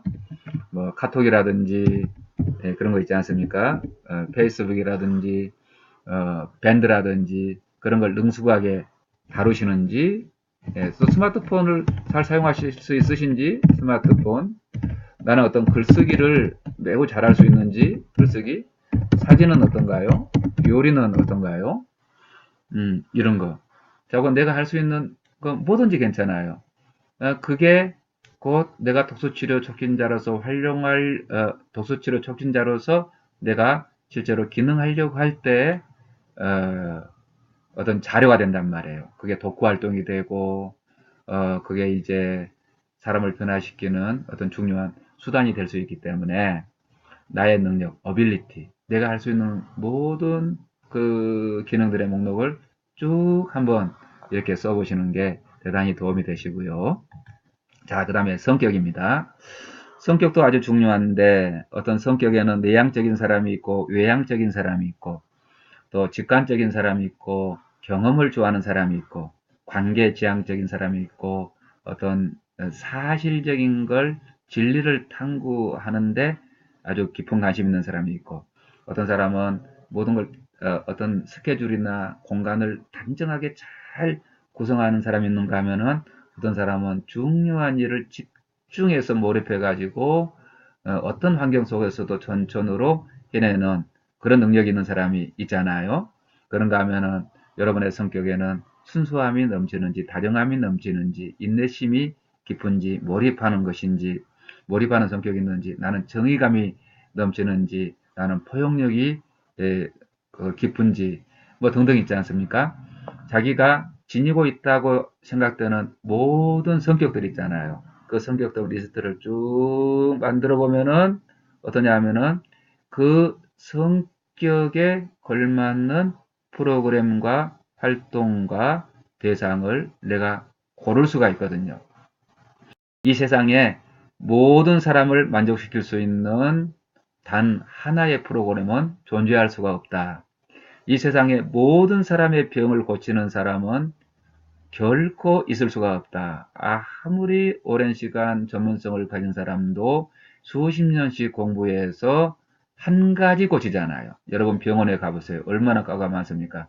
내과도 있고 외과도 있고 비뇨기과도 있고 안과도 있고 또 뭡니까 뭐 감염내과도 있고 뭐 호흡기 내과도 있고 그 의사 선생님들이 그렇게 오랜 시간 공부해서 딱 한 군데 집중적으로 보지 않습니까? 우리 독서 치료도 마찬가지예요. 내가 이거 공부해가지고 모든 사람을 대상으로 해서 모든 문제를 다 고치리라. 그건 있을 수가 없는 일이죠. 그렇기 때문에 오늘 나 자신을 점검하는 것입니다. 내가 누군지, 어떤 거점을 만들 수 있는지, 어떤 사람에게 도움을 줄 수 있는지, 어떤 장소에서 내가 잘 기능할 수 있는지, 또 무엇을 내가 가지고 할 수 있는지 이런 것들을 지금 점검하고 있는데 성격에 맞는 프로그램을 만들어야 된다 하는 것이죠. 성격에 맞는 프로그램. 예를 들어 가지고 나는 대단히 외향적이고 감각적이어서 밖에 나가서 누군가 사람을 만나고 뭐 여행을 하고 또 뭡니까 뭐 경험을 하고 뭐 드라이브를 하고 이럴 때 에너지가 펄펄 나는 사람인데 이 독서치료라고 해서 어떤 도서관에 세미나실에서 조용하게 책을 읽고 소곤소곤 독서 토론을 하는 그런 모임을 내가 만들 계획을 하면은 얼마나 내 성격에 맞지 않는 그런 프로그램이 되겠습니까? 그런 사람은 어떤 프로그램을 만들면 좋겠어요? 그렇죠. 독서 여행 그런 프로그램을 만들면 얼마나 좋겠습니까? 예를 들어서 박경리 선생의 토지 제 1권을 읽고 토론하고 내친 김에 어떻게 해요? 저 하동에 토지 문학관도 가보고요. 또 남해에 가면은 박경리 선생의 그런 유물 전시관도 문학관도 또 있거든요. 그렇게 여행을 하면서 또 틈틈이 음식도 맛있는 음식도 먹고 또 책을 읽고 토론도 하고 그 토론한 걸 또 영상으로 올리기도 하고 글을 써서 발표하기도 하고 이렇게 나의 성격에 맞는 외향적인 독서 프로그램을 만들 때 그게 오랫동안 몰입할 수 있지 않겠습니까? 그런데 저처럼 이제 직관적인 성격에다가 또 내향적인 데다가 혼자 있는 것을 전혀 괴롭게 생각하지 않는 그런 경우에는 사람들을 불러다가 5명 이상 사람들을 이렇게 모아놓고요. 책을 읽어주고 또 소곤소곤 얘기하는 그런 프로그램을 만들면은 적절하겠죠. 그래서 이제 제가 여기서 독서 치료 프로그램을 오랫동안 운영하고 있는데요. 이 밖에 나가는 걸 제가 별로 안 좋아해요. 그래가지고는 한 학기 동안 15주 동안 하는데 한 번도 밖에 나가지 않고 사람들과 실내에 모여가지고 그림책도 읽고 자가치료서도 읽고 인문학 서적도 읽고 때로는 영화도 한 편 보고 이렇게 사부작 토론하는 모임을 지금까지 운영하고 있습니다. 다 저 같을 수 없죠. 또 독서 여행을 만들 수도 없죠.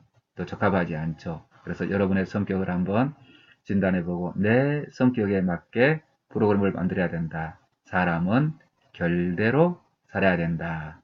여러분이 이제 그 성격에 맞는 프로그램을 만들어가지고 작게살이 할 사람 여기 모여라. 그러면은 여러분 성격하고 비슷한 사람들이 또 모여서 책 읽는 공동체를 만들 거예요. 그렇죠.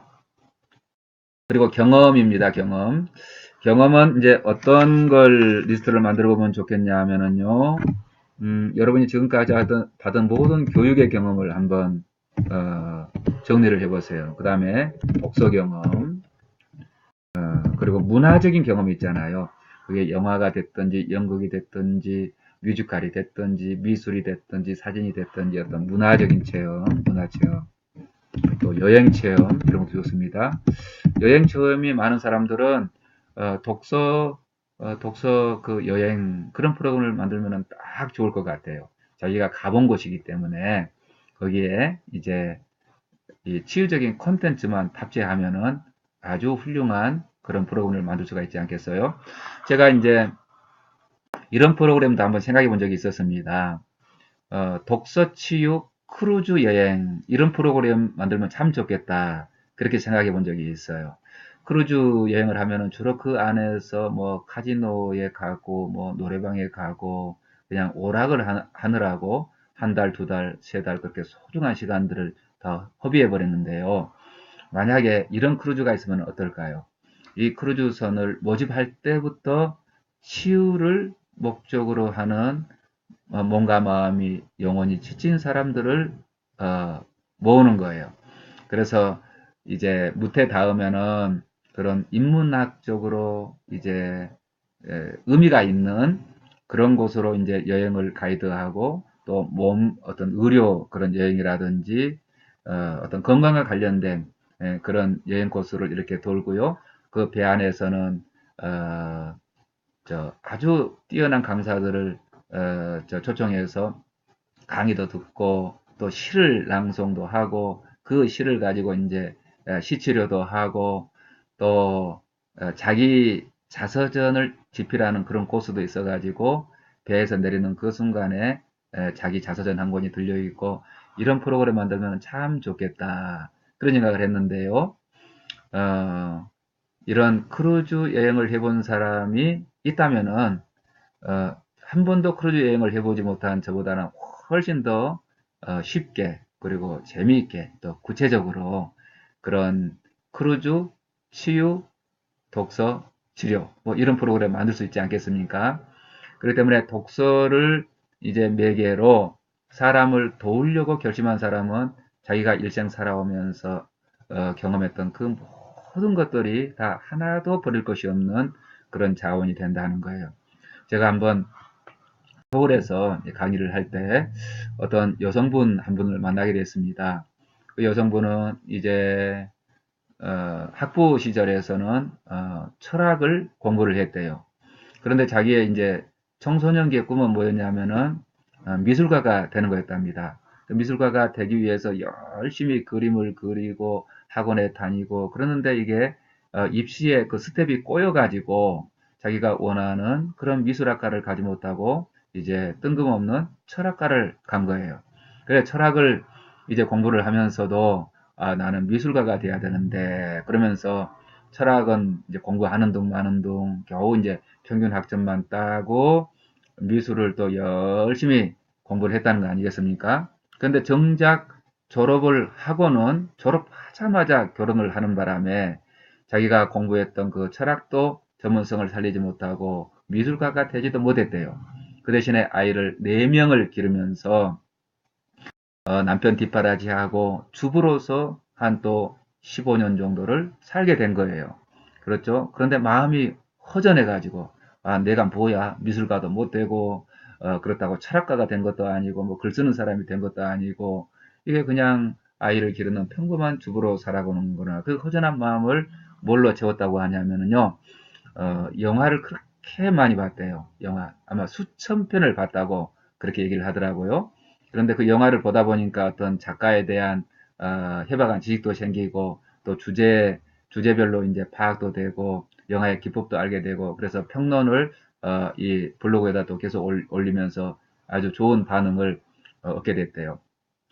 그런데 그때까지 이 주부로서 내 자녀를 기르는 15년간 영화를 수천 편 보고 평론까지 한 거, 그 다음에 학부 시절에 철학을 공부한 거, 그 다음에 이제 소녀 시절에는 그렇게 미술을 공부한 이 모든 게 다 통합이 안 되고 따로따로 다 떨어져 있었던 거예요. 그럴 때 사람이 이제 분열된 그런 느낌, 뭔가 혼란스럽고 좀 그런 이제 좀 허무한 느낌이라고 할까? 자꾸만 그런 느낌을 가지게 되죠. 그런데 이제 우리 그룹에 들어와서 독서 치료를 공부하면서 그리고 특별히 이제 문학과 또 그림책을 활용해서 사람들을 세우는 방법을 공부하면서 이 모든 자기의 지금까지 경험이 다 하나로 통합되는 그런 경험을 하고 전율하는 모습을 그렇게 보았습니다. 사람을 이제 도우려고 딱 작정을 하니까 자기가 이제 소녀 시절에 꿈꿨던 그 미술이 그림책에 그대로 다 있고요. 그리고 또, 이 영화를 수천 편 보고, 평론까지 할 수 있는 그 수준에 이르렀으니, 이 영상 텍스트를 적절하게 그 주제에 맞게 딱 이게 편집을 해가지고 활용할 수 있는 그런 능력도 있고, 철학을 통해서 사람을 깊이 이해하고, 또 주부로서 15년간 아이를 기르는 그 모든 경험들이 실제로 자기와 같은 엄마들에게, 아빠들에게, 또 양육자들에게 공감할 수 있는 그런, 어, 매개체가 된다고 할까요? 그런 게 하나도 버릴 게 없더라. 그런 얘기를, 우리 그룹에서 들려준 적이 있어요. 그래서 많은 사람들에게 감동을 끼쳤죠. 여러분, 사람을 도우려고 결심하게 될 때에 여러분이 했던 그 무슨 경험이든지 특별히 실패의 경험이 더 빛나는 어떤 보석과 같은 그런 자원이 될 것입니다. 그래서 이 자기가 했던 경험들을 쫙 다 리스트로 만들어 보세요. 그리고 이제 마지막으로 할 일이 뭐냐면은 자기 강점을 써보는 건데 이 강점과 장점은 다릅니다. 제가 다르게 개념을 학문적으로 조작적으로 정의해서 사용하고 있습니다. 장점이라고 하는 것은 뭐냐 하면은 다른 사람과 나를 비교하는 거예요. 그래서 비교 우위에 있을 때 그걸 장점이라고 하죠. 그러나 강점은 뭐냐 하면은 너와 나를 상대적으로 비교하는 게 아니라 내가 나를 비교하는 거예요. 예를 들어서 나는 운동을 잘 해서 운동으로 이제 뭔가를 사회적으로 공헌할 사람인가 아니면 나는 공부를 해서 지식을 유통하고 소통함으로 말미암아서 사회적으로 공헌할 사람인가 이렇게 저 스스로를 평가해 봤을 때 저는 운동신경이 별로거든요. 공간 감각이 너무 떨어져 가지고요. 맨날 찾는 길도 또 헤매고 그래가지고 우리 아내한테 핀잔을 많이 받았다고요. 지금은 이제 미스김 있잖아요. 그 내비게이션, 제 자동차의 내비게이션 이름이 미스김인데 그 미스김 때문에 길을 잘 찾을 수 있습니다만은 옛날에는 정말 우리 아내하고 많이 싸웠어요. 뭐 저는 물어보기를 싫어해가지고 가만히 있어봐 내가 찾아볼게 그러면서 막 이리 뱅글뱅글 더고 왔던 데를 떠들고 그러면 우리 아내는 화나고 창문 열고 물어보자고 이렇게 하고 그랬던 것이죠. 그러니까 저 스스로를 비교해 보면은 나는 운동을 해서 뭔가 탁월한 일을 할 사람이 아니라 공부하는 것을 어렸을 때보다 너무 좋아했고 책 읽는 것을 좋아했고 책 읽는 것에 대한 경험이 좋고 그렇기 때문에 공부를 해서 뭔가 공헌할 사람인 거 그것은 내 스스로 강점이죠. 그렇죠? 그런데 이 세상에는 저보다 책 많이 읽은 사람이 얼마나 많겠습니까? 저보다 공부 잘하는 사람도 많고 저보다 IQ가 뛰어난 사람도 많고 저보다 지성인이 많은데 그 사람한테 비해버리면은 저는 별거 아니잖아요. 마치 태양 앞에 촛불을 켜둔 것과 같이 초라해질지도 모릅니다. 그러나 저는 다른 사람하고 비교하는 것을 거부합니다. 나는 공부를 좋아하는 사람, 나는 책 읽기를 좋아하는 사람, 정보를 유통하는 사람, 이 경험을 다른 사람과 나눔으로 말미암아서 다른 사람들도 세우고 나도 성장하기로 결심한 사람, 그렇게 저 자신을 이제 규정하고 있죠. 여러분에게도 그런 게 있습니다. 비교하지 말고요. 비교하지 말고 내가 나를 볼 때에 어떤 강점이 있나. 이 메뚜기가 그 강력한 뒷다리 두 개하고 날개 내장으로 이제 모든 위험을 다 피하고 생존할 수 있듯이 나에게 있어서 그 뒷다리 두 개와 같은 거, 날개 내장과 같은 그 강점은 무엇일까? 그 목록을 한번 쭉 써보시면 참 좋을 것 같아요. 이 점은 참 너무나도 중요해서 저는 이렇게 따로 책을 한 권 만들어서 가지고 있습니다. 강점의 책 그렇게 해가지고요. 책을 아예 하나 만들었는데 여러분한테 한번 보여드려 볼게요. 이 책입니다. 이거. 보이시나요? 예, 이렇게, 예. 이영식의 강점의 책, 파워. 그래서 제가, 뛰어난 메뚜기라고 하는 그 책에서 영향을 받아가지고 이 책을 만든 건데요. 어, 이 강점을 이제 만들 때 이렇게 만들어 보시면 좋을 것 같아요. 몇 가지 카테고리를 가지고 활동을 해보면 훨씬 더 강력한데요. 제가 몇 가지 그 하위 주제를 주겠습니다. 나의 성격의 강점은 뭐냐? 성격. 그 다음에 신체적인 강점. 저는 신체적인 강점은 먹어도 살이 잘 안 찌고요. 또 뭐라 그럴까? 뭐든지 잘 먹어요. 그리고 사지가 멀쩡하고 뭐 이런 거죠. 신체적인 강점, 여러분 어떤 관계, 인맥 관계 있잖아요. 여러분의 어떤 그 하려고 하는 그 일을 요청만 하면은 항상 도울 준비가 되는 사람들이 누군지 이름을 쭉 써보는 거예요. 나의 어떤 경험의 강점. 저는 시골에서 살았기 때문에 이 자연과 관련된 것들을 굉장히 많이 경험했어요. 혼자서도 잘 놀고요. 어떤 독사인지 그냥 독이 있는 뱀인지 아닌지 구별할 수가 있고요. 또 어떤 플라스틱으로 된 그런 장난감이 아니더라도 자연에서 여러 가지 놀잇감을 찾아서 잘 놀 수가 있거든요. 그런 경험의 강점. 또 우리 사회, 여러분을 둘러싸고 있는 어떤 사회의 강점이 있잖아요. 사회. 우리가 뭘 하려고 할 때 이 사회에서 뒷받침 해주는 게 되게 많거든요. 그런 건 어떤 사회적인 강점, 내가 발딛고 사는 어떤 자연의 강점. 그 자연이 도시면 도시대로 장점이 있고 시골이면 시골대로 강점이 있고 바닷가면은 바닷가대로 강점이 있고 또 산골이면 산골대로 강점이 있지 않겠습니까? 이런 시대적인 강점. 우리 인류 사회에서 지금처럼 전쟁이 없는 시대도 드물었다고 합니다. 그리고 우리가 민주화된 그런 사회, 그런 시대에서 또 살고 있지 않습니까? 또 혹시 여러분에게 어떤 종교가 있다면은 그런 어떤 영성의 강점도 있겠죠. 영성. 영성이라고 하는 것은 어떤 거룩한 성품을 말하는 건데요. 그 다음에 나에게 가지고 있는 어떤 재능의 장점. 이런 것들을 쭉 써보세요. 저는 이렇게 한번 다 만들어 봤습니다. 이렇게. 몇 가지를 썼냐면은 85가지를 썼는데요. 만약에 이 책이 길었다면 더 쓸 수 있었을 거예요. 한번 예를 들어서 몇 가지만 읽어드려 볼게요. 온화한 성품을 지녔다. 탐구심이 많다. 끈기 있게 배운다. 독학하는 습관이 몸에 배었다. 자연 속에서 어린 시절을 보냈다. 책 읽기를 즐거워한다. 평생 학습자로 산다. 독서치료 분야를 개척했다. 500권 이상의 그림책을 다양한 그룹과 토론내 보았다. 사지가 멀쩡하다. 실컷 먹어도 살이 찌지 않는 체질이다. 책눈이 발달했다. 자연지능이 발달했다. 부모님의 사랑을 충분히 받고 성장했다. 성직 잘하는 좋은 직업을 가졌다. 건강한 종교 공동체에 소속해 있다. 영어로 소통할 수 있다. 글쓰기를 즐긴다. 평생교육사 2급 자격증을 소지하고 있다. 운전면허 일종 자격증을 소지하고 있다. 독서치료 전문가이다. 치유, 교육, 학습 프로그램을 개발하여 활용할 수 있다. 자전거를 탈 수 있다. 오토바이를 몰 수 있다. 인터넷 홈페이지를 제작하여 운영할 수 있다. 단독주택의 방수 페인트칠을 손수할 수 있다. 인터넷을 통해 정보를 검색하고 선별하고 가공하고 활용할 수 있다.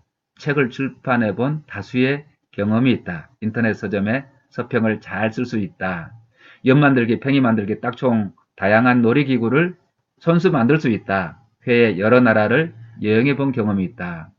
이성 간에 어떻게 대화해야 하는지 그 방법을 책을 통해서 충분하게 숙지하고 훈련하고 있다. 한자를 많이 알고 있다. 중국어를 1년 정도 공부했다. 매우 다양한 소그룹의 경험이 있다. 좋은 대학을 졸업했다. 건강한 가정을 가졌다. 의료보험 제도가 잘 된 사회에서 살고 있다. 교통이 편리한 시대에 살고 있다. 인터넷을 통해 자신의 생각을 자유롭게 표현하는 시대에 살고 있다. 온라인으로 학위과정을 공부할 수 있는 시대에 살고 있다. 인성교육사 자격증을 소지하고 있다. 독서지도사 자격증을 소지하고 있다. 수영을 할 수 있다. 강이나 바다에서 간단한 도구로 낚시질을 할 수 있다. 낫질, 삽질, 쟁기질 잘할 수 있다. 경운기를 몰 수 있다. 소하고 돼지, 닭 등 가축을 길러본 경험이 있다. 소를 길들여본 경험이 있다. 결혼식을 주례할 수 있다. 영유아 아이들에게 글 읽기를 가르칠 수 있다. 사람들에게 책을 재미있게 읽어줄 수 있다. 독서 모임을 잘 이끌 수 있다. 뛰어난 자가치유서를 잘 활용할 수 있다. 지게질을 할 수 있다. 모내기를 할 수 있다. 볏짚으로 말암을 엮어서 초가지붕을 이을 수 있다.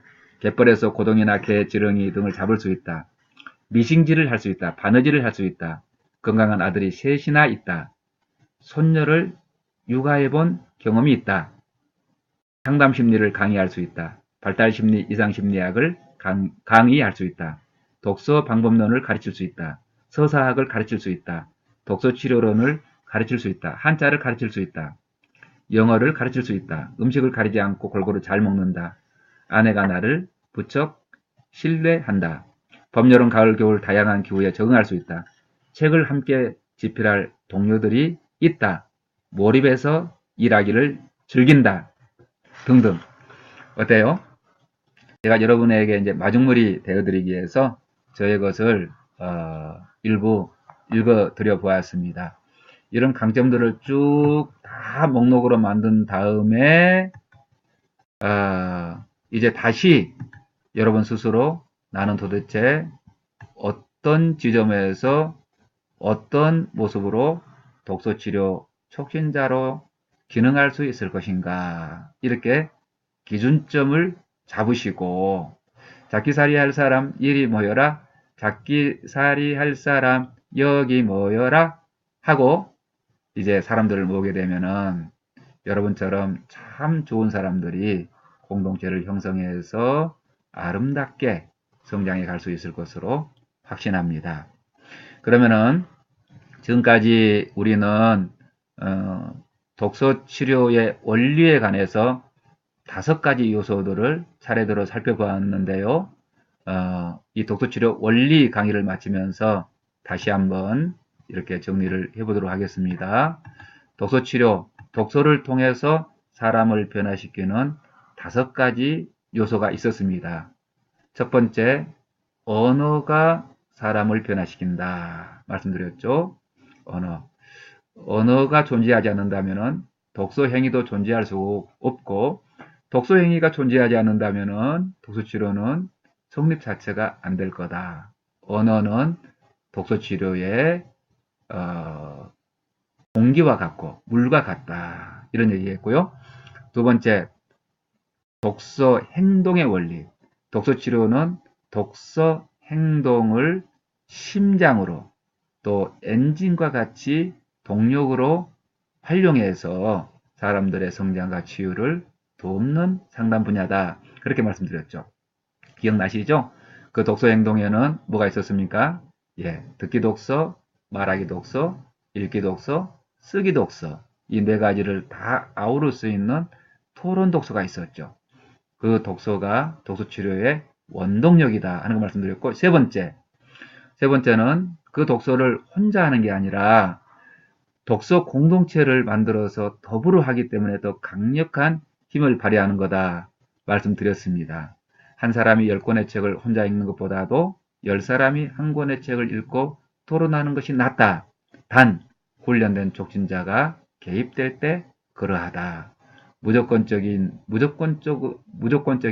그런 수용을 경험하는, 서로 지지하고 서로 격려하고 서로 공감하고 끈끈하게 연대의식을 가진 그런 독서 공동체가 독서 치료의 힘이다 말씀드렸죠. 네 번째, 독서 치료는 독서 매체가 개입되기 때문에 독서 치료인 것이다. 독서 매체를 빼버리면은 그냥 기존의 상담이 되는 것이다. 그렇기 때문에 상담자보다도 어떤 면에서는 더 중요한 게 독서 매체일 수 있다 하는 거죠. 그런데 그 매체는 자가치유서하고 이제 문학을 사용하게 되는데, 어떤 영역을 활용한다고 그랬습니까? 그 주제별로 따지면은 또 이제 마음의 건강을 챙기는 그런 문제, 대인관계 영역과 그리고 생활상의 다양한 적응 문제를 돕는 그런 분야의 책, 생활상의 건강한 습관을 길러주는 책, 또 삶을 의미 있고 행복하게 이끌어주는 책, 그리고 영성에 관한 책까지 이런 주제를 활용하게 된다 말씀드렸고, 마지막으로 오늘 촉진자의 원리에 대해서 설명을 드렸는데요. 독서치료 촉진자는 책 읽기를 좋아하고 사람을 좋아해서 혼자 읽기보다도 더불어서 책을 읽어볼 마음이 있는 그 사람이 친구가 되기도 하고 또 선배가 되기도 하며 양육자처럼 그렇게 보살피기도 하면서 전문가로서 활동할 수 있는 그런 사람이 바로 촉진자다 하는 것까지 말씀드렸죠. 그래서 이렇게 한번 외워보시면 어떨까요? 언어의 원리, 예, 독서 행동의 원리, 언독이죠. 얼어있는 독, 그래, 언독. 그 다음에요, 독서 공동체, 언독, 공이죠, 공. 그 다음에 독서의 매체는 매, 그래, 언독, 공매. 마지막으로 촉, 언독, 공매촉, 언독, 공매촉, 언독, 공매촉. 이렇게 앞글자를 외워두면은 이 5가지 원리가 마음속에서 정리가 되겠네요. 독서치료는 이 5가지 원리를 이제 기반으로 해서 유형별로 독서치료가 전개가 되는데요. 다음 시간부터는 이제 유형별 독서치료의 전략과 기법에 관해서 여러분에게 강의를 하려고 합니다. 지금까지 저의 독서치료 원리 강의를 들어주신 여러분에게 진심으로 감사를 드립니다. 더 많은 정보는 저의 홈페이지를 방문해 보시면 되겠습니다. 구글 검색 엔진에서 이영식의 독서치료 이렇게 쳐도 나오고요. 유튜브 동영상 검색 엔진에서 독서치료 이영식 이렇게 하면은 저의 다른 강의도 참고하실 수가 있을 것입니다. 그리고 열린사이버대학교 이제 통합예술치료학과에 또 학부과정에 독서치료가 개설이 되어 있고 제가 또 강사를 활동하고 있는 부산에 있는 신라대학교에 상담치료대학원이 있는데요. 그 대학원의 석사과정으로 독서치료학과가 개설이 되어 있습니다. 그 밖에도 여러분 그 지역사회에 찾아보시면은 도서관이라든지 또 대학이라든지 또 평생학습센터라든지 이런 곳에서 자주 이 독서치료 어떤 강좌라든지 정규 과정들이 개설이 되어 있습니다. 다시 말씀드리지만은 독서치료는 실천적인 학문이기 때문에 자전거를 타는 것과 운전을 하는 것과 같아서 강의를 들었다고 그래서 내가 독서치료를 할 수 있는 것은 아니기 때문에 반드시 오프라인에 그런 모임에 가셔서 이제 몸으로 체득하시면 좋겠습니다. 여러분 감사합니다. 안녕히 계세요.